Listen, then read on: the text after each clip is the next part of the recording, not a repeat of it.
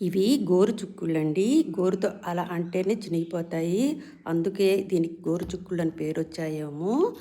ఇవి చాలా హెల్త్‌కి మంచి బెనిఫిట్స్ ఉన్నాయండి. Health benefits.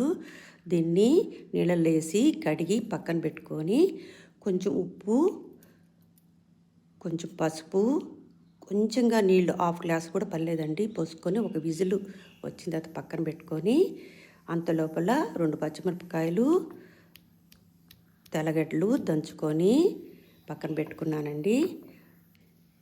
ఈ చుక్కుళ్ళు పిండి ఉడికినవి పక్కన పెట్టుకొని తెరమాత పెట్టుకొని, ఈ పచ్చిమిరపకాయలు తెల్లగడ్డని వాడ్చి ఈ చిక్కుడుకాయలు వేసి కొంచెం మిరప్పొడి ఉప్పు లైట్గా వేసి అది వేగిన తర్వాత లాస్ట్లో ఫైనల్గా కొబ్బరి వేసి కలిపెట్టి మూత పెట్టి ఆఫ్ చేసి ఒక హాఫ్ అన్ అవర్ తర్వాత తింటే చాలా బాగుంటుంది. Very tasty.